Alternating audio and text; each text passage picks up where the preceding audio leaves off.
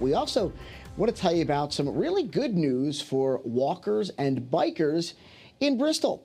State leaders just wrapped up a press conference, I should say, about a new project that will essentially add and improve about 1,500 feet of sidewalk space in Bristol, all near the area of Marjorie and Sycamore Streets, that intersection then extending south to Surrey Drive. So as I mentioned, state leaders just had a press conference about this major project, and it was kicked off by the Lieutenant Governor, Susan Bysiewicz. Let's take a listen.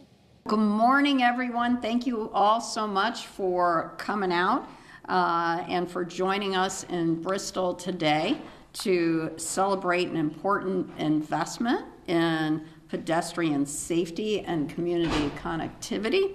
And thank you to Mayor Zappo for hosting us today, and for our friends from the legislature and the Department of Transportation for joining as well. So today we're highlighting a $569,000 community connectivity grant. It was part of a tranche of $12 million in funding to communities across the state. 17 towns in total received funding.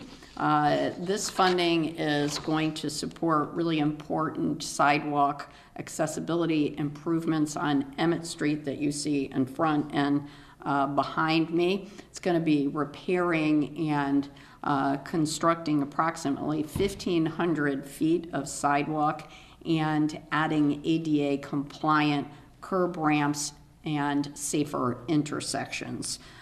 These upgrades are going to help make residents make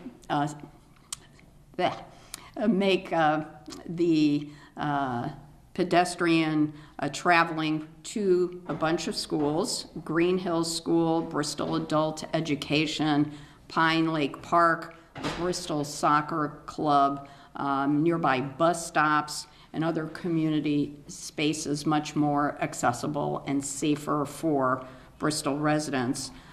Investments like this strengthen our communities and improve our quality of life, encourage healthier and more sustainable transportation options, and that's what this community connectivity program is all about. And I want to thank the Connecticut Department of Transportation and our Deputy Commissioner, Alicia King. You're going to hear from her in just a moment, for their leadership and partnership in helping municipalities get these important projects in their districts.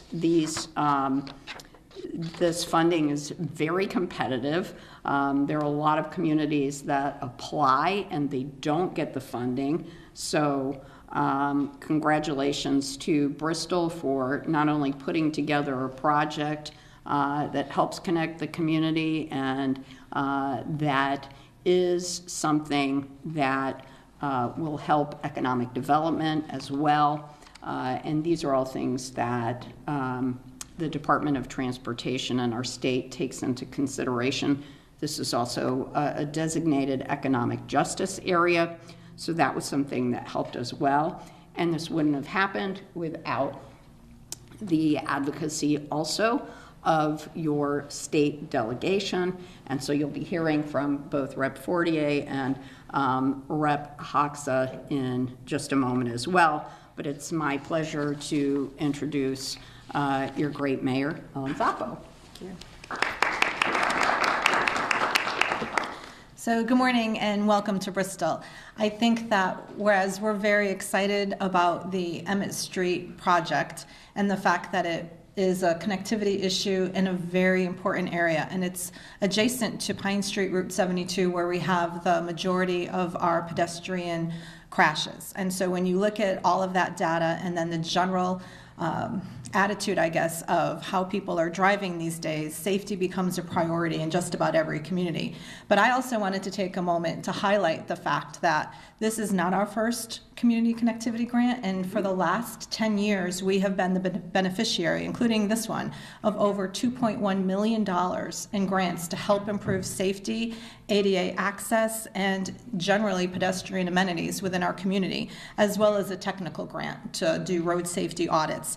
So this is a longstanding partnership with the DOT, and it's one that we do value because they have to be partners in terms of the transportation mobility issues that most communities face.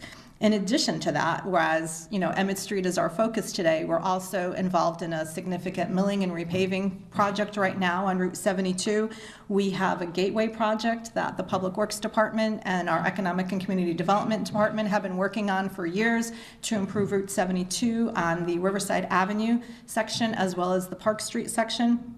And they've also partnered with us on another very major arterial project at the Shrub Road intersection where we have sidewalks going in, where we have a new ADA accessible nature grant trail, and we have pickleball courts and a playground, and it's actually another major safety issue that we're concerned about.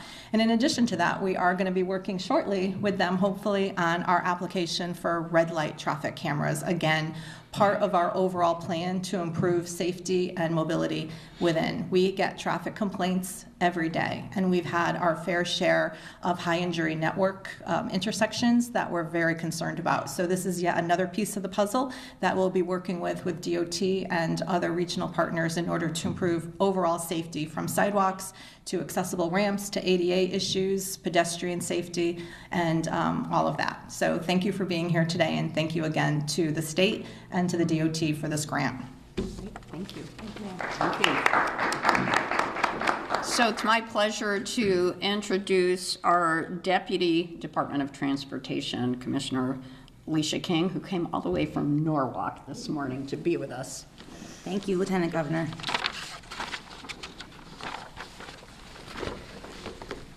Good morning, everyone. I'm Alicia King, Deputy Commissioner at Connecticut Department of Transportation. ConnDOT is so proud to be supporting the funding for this project, which will build and repair about 1/3 of a mile of sidewalks along Emmett Street. The roughly 5 to 6 minute walk will improve safety and accessibility throughout the neighborhood. This is a dense neighborhood served by CT Transit Route 502, one of the system's most popular bus routes. These upgrades are especially important for residents who walk, roll, or rely on public transportation every day. More than 600 vehicles travel through Emmett Street on a daily basis, serving as a key connection to Pine Street and Redstone Hill Road. By giving people a safer place to walk and roll, we are hoping to reduce potential conflicts between vehicles and pedestrians. These sidewalks and intersection upgrades will improve pedestrian mobility and accessibility throughout the corridor, creating safer connections to surrounding schools, businesses, and neighborhoods. This is what the Community Connectivity Grant is all about. And I really want to thank the mayor and her team, because it's local leaders who know where the most impactful improvements can be made, and that's why this grant program in particular is so important. Communities identify local transportation needs, and ConnDOT helps deliver projects that make it safer and easier for people to move through their neighborhoods. Through the Community Connectivity Grant Program, ConnDOT has now invested $74 million in 155 locally driven projects across the state since 2019.